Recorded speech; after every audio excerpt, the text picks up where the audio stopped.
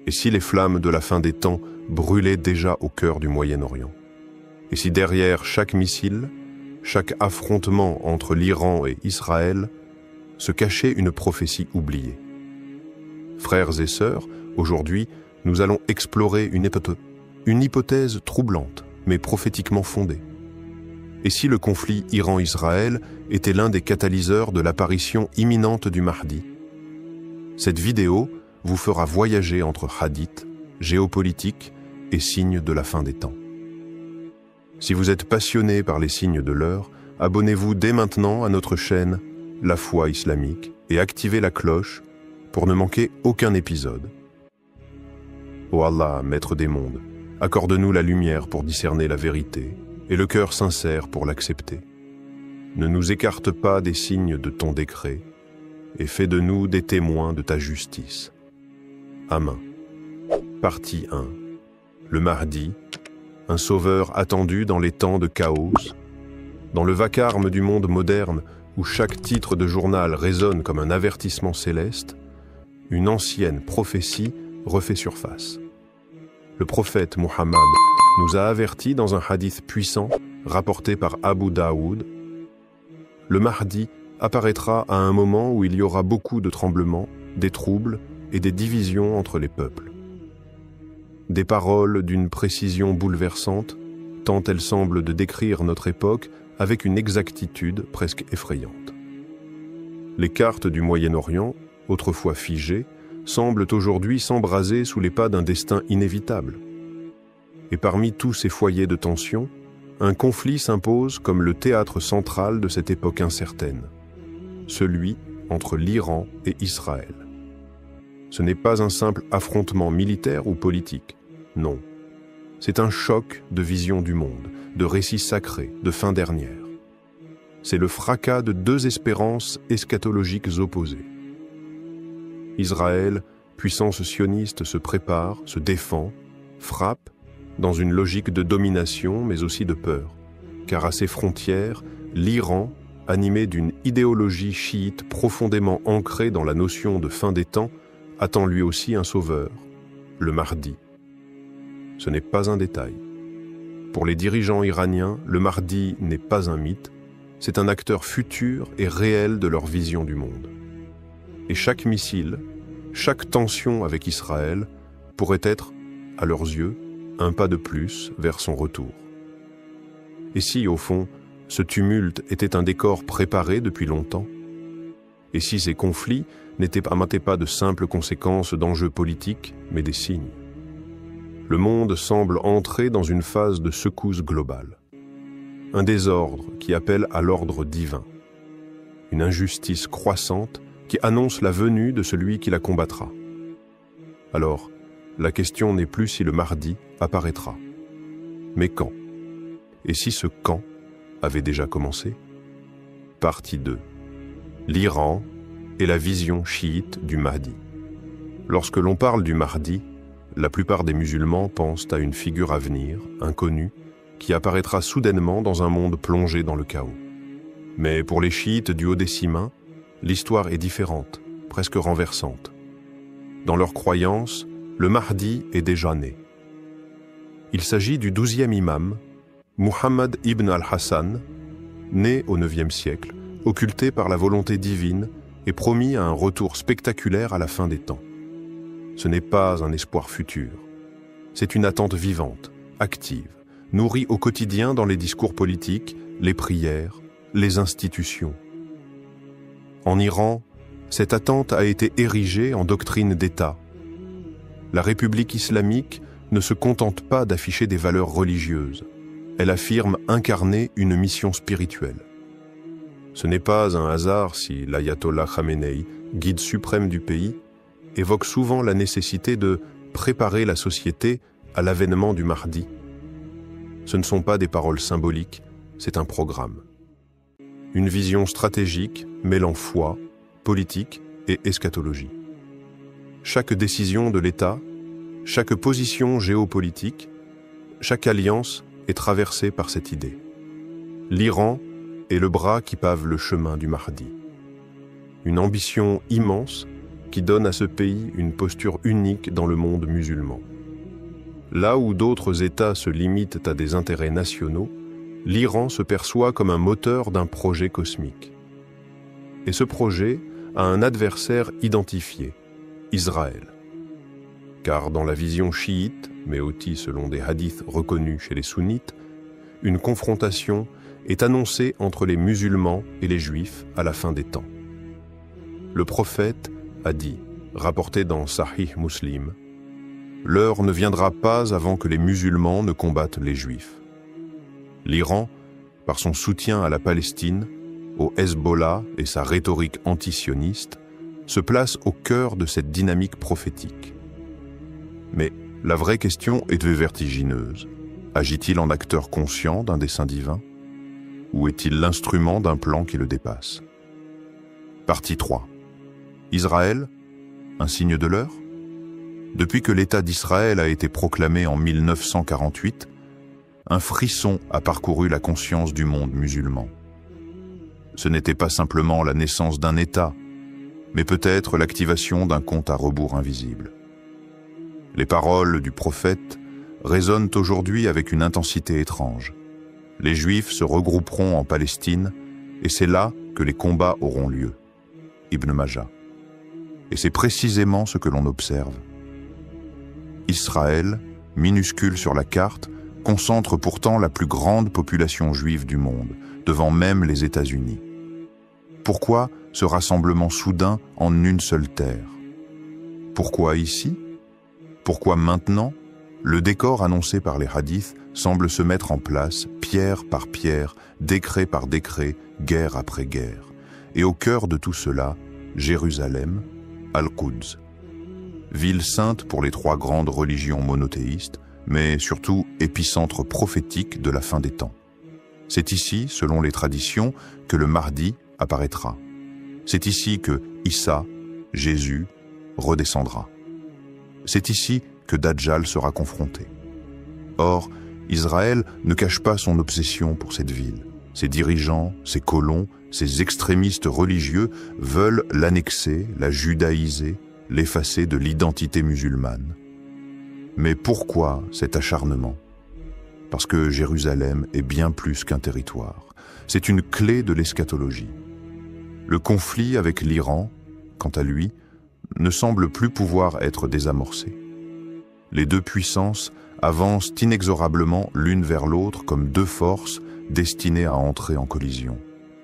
Missiles, drones, cyberattaques, mais aussi menaces de frappe sur les sites sacrés, sur le Liban, sur Gaza, sur la Syrie.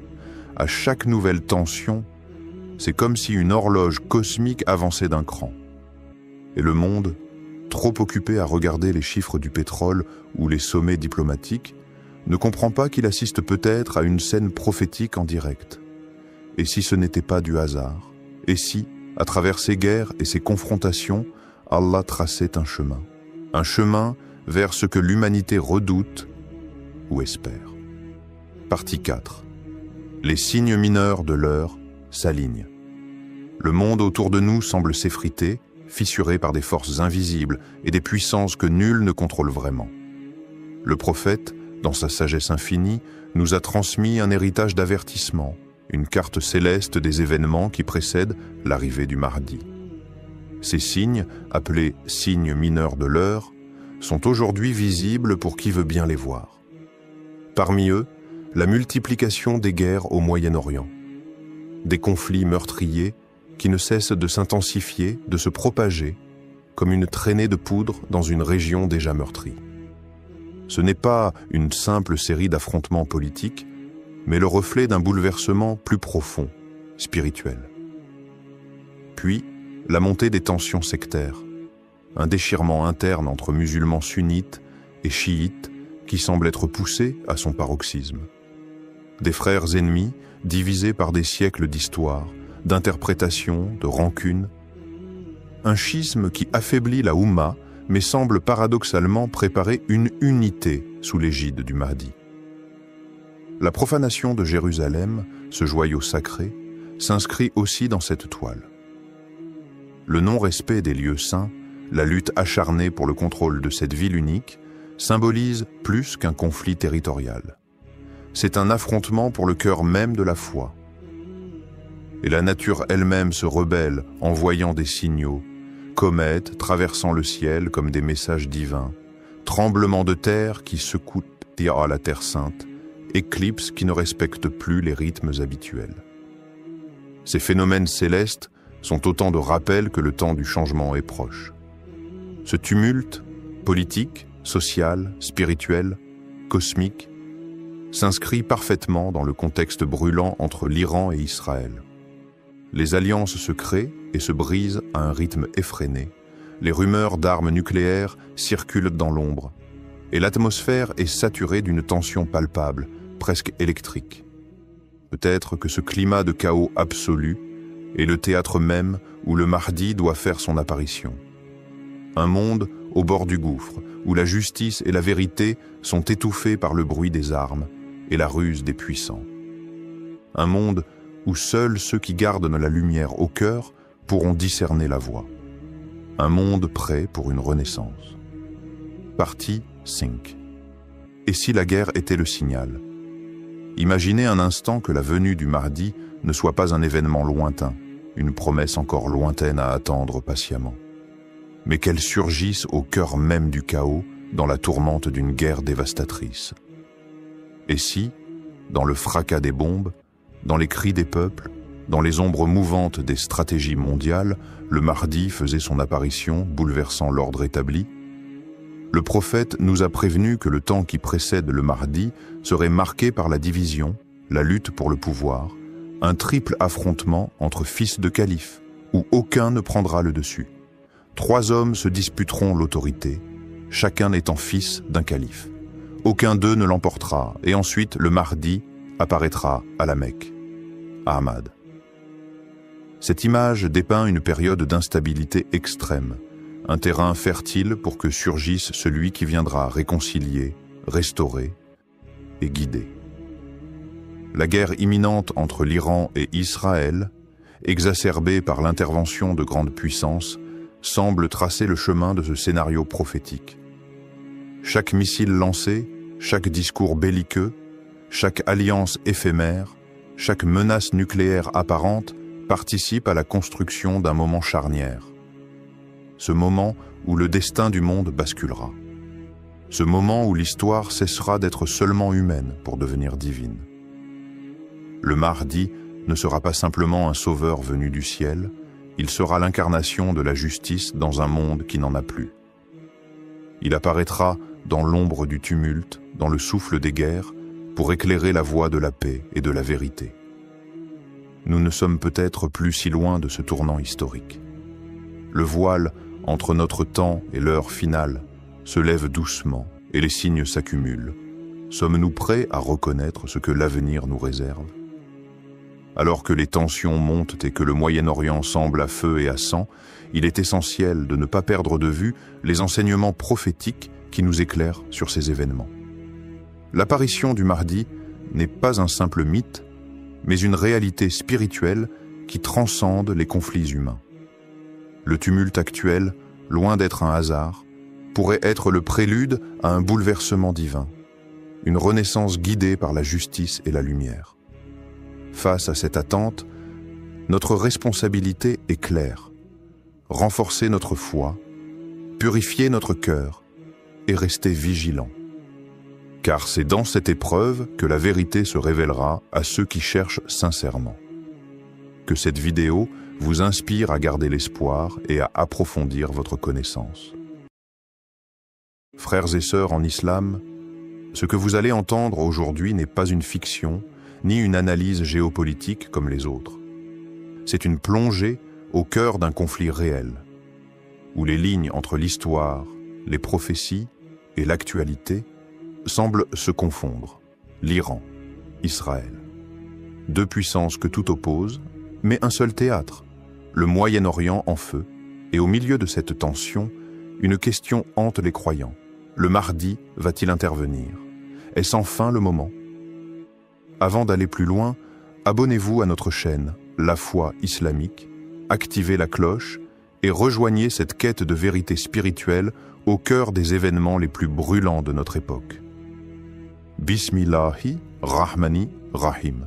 Louange à Allah, maître des mondes, celui qui détient les clés du visible et de l'invisible. Que la paix et les bénédictions soient bîmées sur notre bien-aimé prophète Mohammed, lumière dans l'obscurité de notre époque. Ô Seigneur, montre-nous la vérité comme étant la vérité et accorde-nous la force de la suivre. Montre-nous le faux comme étant le faux et donne-nous la capacité de nous en éloigner. Amin. Partie 1. Le conflit Iran-Israël, une rivalité enracinée dans l'histoire. Imaginez deux géants dressés face à face, leurs regards fixés au-delà du champ de bataille. Ce qu'ils voient, ce n'est pas simplement l'autre. Non. Ils voient l'histoire, la fin, l'accomplissement d'un dessein. Ce n'est pas une guerre pour un territoire, c'est une guerre pour le sens. Israël, petit par la taille, immense par l'influence. Un État né du tumulte du XXe siècle, forgé dans le feu des persécutions et porté par une destinée que ses partisans lisent dans les textes bibliques. Chaque attaque, chaque missile, chaque opération militaire est, pour eux, une défense de ce qu'ils croient être une promesse, survivre jusqu'à l'avènement de leur Messie, Jérusalem est leur centre, le mont du Temple, leur obsession. Et l'histoire, selon eux, se dirige lentement, mais sûrement, vers l'accomplissement de cette prophétie. Mais en face, l'Iran ne se contente pas d'observer. Il avance avec une autre lecture du destin. Une lecture chiite, ancrée dans la douleur des imams assassinés, dans l'attente brûlante de la réapparition du 12e imam, le Mahdi. Pour les dirigeants de Téhéran, le monde ne peut pas continuer tel quel.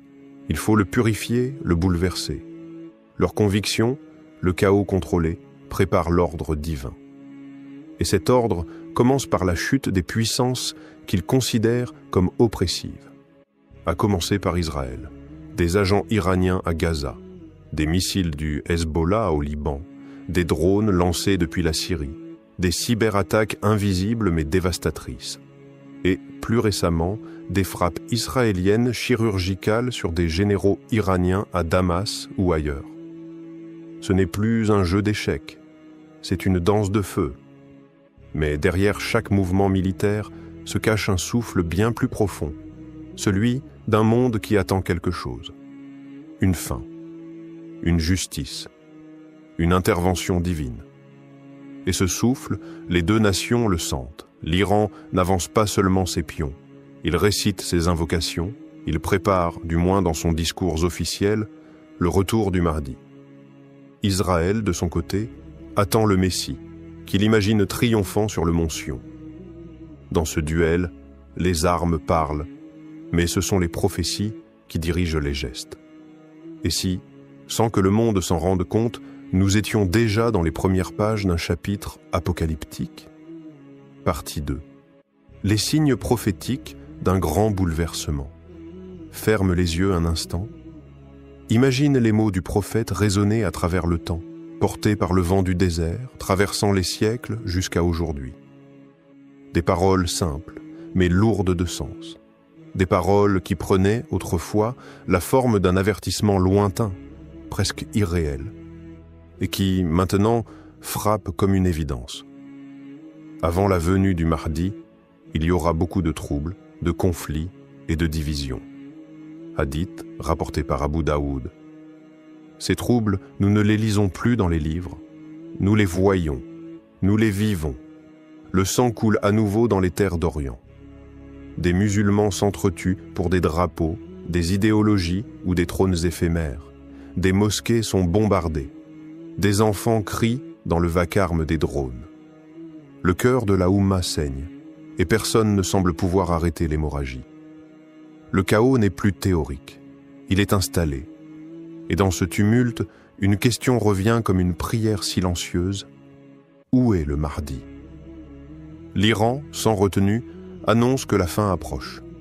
Dans ses discours, ses chants militaires, ses prêches du vendredi, l'idée revient sans cesse, une confrontation finale contre l'injustice personnifiée. Et pour eux, cette injustice a un nom, Israël. Ce n'est plus de la politique, c'est une mise en scène messianique, un théâtre eschatologique qui dépasse les ambitions humaines. Car selon la tradition islamique, lorsque le monde atteindra un point de rupture, Allah enverra un homme, un juste, un rassembleur, le Mahdi. Et ce point de rupture n'est-il pas déjà là? Des savants pieux, discrets, mais profondément connectés à la tradition, osent désormais évoquer à voix basse: le Mahdi est peut-être parmi nous, déjà né. Il observe, il attend, il pleure les injustices. Ce ne sont pas des fantasmes, ce sont des échos, des frissons dans les âmes. Comme si l'humanité entière sentait, sans pouvoir l'expliquer, qu'un basculement approche, une fracture du monde, une aube inconnue. Et si les cieux étaient déjà en train de se préparer à l'irruption du juste? Partie 3. La vision chiite et la stratégie de l'Iran. Imagine un État moderne qui ne se contente pas de calculer ses intérêts en pétrole, en frontières ou en traités, mais qui articule sa diplomatie autour d'une prophétie. C'est le cas de l'Iran. Ce que beaucoup de médias occultent ou caricaturent, c'est que la République islamique d'Iran ne fonctionne pas uniquement sur des bases géopolitiques. Elle fonctionne aussi sur une doctrine messianique profondément enracinée dans la vision chiite du monde. Au cœur de cette doctrine, l'imam al-Mahdi. Selon la théologie chiite du Haut-Décimène, le Mahdi, le 12e imam, est en occultation majeure depuis plus de 1000 ans. Il est vivant mais caché, invisible mais agissant dans l'ombre. Et son retour ne sera pas une apparition douce, non, ce sera une intervention bouleversante, brutale, juste, divine. Mais avant ce retour, disent les savants chiites, le monde doit être purifié. Les systèmes d'oppression doivent être détruits. Les tyrans doivent tomber. Et la guerre, le chaos, la confrontation ultime sont vus non comme des malheurs, mais comme des déclencheurs. Ainsi, quand l'ayatollah Khamenei ou les gardiens de la révolution parlent de confrontation finale avec Israël, ils ne parlent pas seulement d'un conflit militaire. Ils parlent d'un acte sacré, d'une étape vers l'avènement du juste. Ce n'est donc pas un hasard si l'Iran soutient le Hezbollah, finance les milices chiites en Irak, intervient en Syrie, défend la cause palestinienne. C'est une stratégie messianique globale. Un réseau de résistance qui ne vise pas seulement Tel Aviv ou Haïfa, mais l'effondrement d'un ordre mondial perçu comme corrompu, injuste et anti-divin. Et dans cette vision, Israël incarne l'adversaire eschatologique, un ennemi que l'on ne combat pas uniquement pour des terres ou des droits, mais parce que sa chute ouvrirait la voie à l'apparition du Mahdi. Alors posons la question frontalement. Si la guerre éclate entre l'Iran et Israël, les chiites ne l'attendraient-ils pas comme une étape nécessaire à la venue de leur sauveur? Et si ce chaos n'était pas une catastrophe, mais une préparation sacrée orchestrée depuis des décennies? Partie 4. Intervention du Mahdi, hadiths et mystères. Tout commence dans l'obscurité. Une nuit où la justice semble morte, où les puissants piétinent les faibles, où les peuples sont noyés dans les mensonges des dirigeants, et soudain, un homme surgit. Pas un roi, pas un général, pas un politicien, un réformé. Comme l'a dit le prophète Mohammed, Allah le réformera en une nuit. Hadith authentique rapporté par Ibn Majah. Cette parole, seule, résonne comme un éclair dans les ténèbres. Une nuit suffit à transformer un homme inconnu en guide du monde. Mais ce n'est pas une apparition douce et poétique. C'est une réponse à un chaos mondial. Les hadiths le décrivent. Des guerres éclateront entre puissances. Le Moyen-Orient deviendra le foyer de troubles ininterrompus. Syrie, Irak, Palestine, des noms familiers, mais aujourd'hui associés à la douleur, et puis une armée, un drapeau, noir. Le prophète a annoncé « Un conflit éclatera entre 3 fils de calife. Puis apparaîtra l'étendard noir venant du Khorasan. » Al-Hakim. Le Khorasan, ce n'est pas un mythe. C'est une région tangible, historique. une terre aujourd'hui en grande partie incluse dans l'Iran. Et c'est de là, selon les textes, que partirait l'armée du Mahdi. Imagine un cortège de croyants, des visages marqués par l'épreuve, mais des cœurs remplis d'espoir. Leurs drapeaux ne sont pas des étendards nationaux, mais des symboles d'un retour spirituel. Ils ne marchent pas pour conquérir des terres, mais pour restaurer la justice d'Allah sur terre. Et leur direction, Al-Quds, Jérusalem, le point culminant, la ville que convoitent les empires, mais que seul le Mahdi, selon les hadiths, libérera dans la justice. L'armée avance pendant que le monde s'effondre autour d'eux. Et dans ce vacarme des bombes et des trahisons, une voix s'élève. Depuis la Kaaba, un appel que nul ne pourra ignorer. Un homme de la lignée prophétique, acclamé, reconnu, guidé par Allah. Et si la prophétie prenait forme, discrètement, entre les lignes des journaux? Partie 5. Sommes-nous les témoins? Et que devons-nous faire? Et si ce que nous vivons aujourd'hui n'était pas simplement une page de l'histoire, mais le dernier chapitre? Les bombes tombent, les alliances se font et se défont, les discours des puissants s'enflamment, mais le vrai théâtre, celui qui compte aux yeux d'Allah, se trouve dans le cœur de chaque croyant. La véritable question n'est pas politique, elle est spirituelle. Sommes-nous prêts? Pas prêts à prédire la date, ni à deviner les détails, mais prêts à répondre à l'appel. Car le Mahdi ne vient pas pour des foules curieuses ou des croyants fatigués. Il vient pour ceux qui auront résisté aux mensonges, à l'injustice, à la tentation de baisser les bras. Il vient pour ceux qui auront lavé leur cœur des hypocrisies modernes, pour ceux qui auront pleuré la nuit, invoquant leur Seigneur dans l'attente du juste. As-tu déjà imaginé ce moment? Le ciel chargé, les nations en flammes, et dans cette confusion, une lumière. Pas une lumière physique, une lumière dans les cœurs, dans les regards, dans les pas de ceux qui avancent sans peur, car ils savent que le Mahdi est là, ou qu'il est proche, ou qu'il les observe. Ce n'est pas de la science-fiction, ce n'est pas un film, c'est la réalité, celle que le prophète nous a décrite avec précision. Et dans cette réalité, tu as un rôle. Préparer ton âme, rectifier ta prière, purifier ton intention, refuser le compromis avec le faux, tenir debout même quand le monde entier tombe à genoux. Car si le Mahdi paraît, il ne prendra pas les plus forts, les plus riches ou les plus célèbres. Il prendra les sincères, il prendra les constantes. Il prendra ceux qui, même seuls, sont restés du côté de la vérité. Et alors, oui, la guerre Iran-Israël peut bien être l'étincelle, mais le véritable feu, c'est celui que tu entretiens dans ton cœur. Un feu de foi, de patience et d'attente vigilante.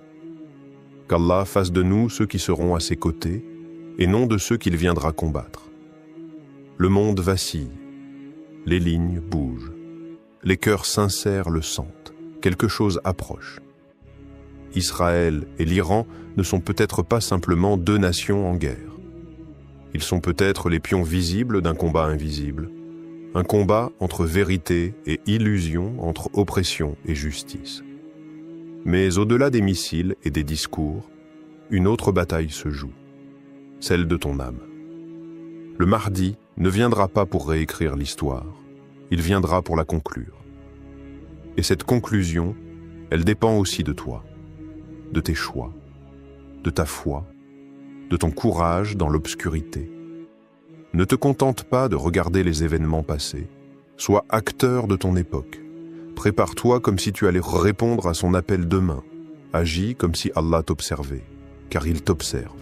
Et quand ce jour viendra, car il viendra, qu'Allah fasse de toi un des cœurs éveillés, un des visages confiants, un des soldats de la Houlouda de la lumière. Amen.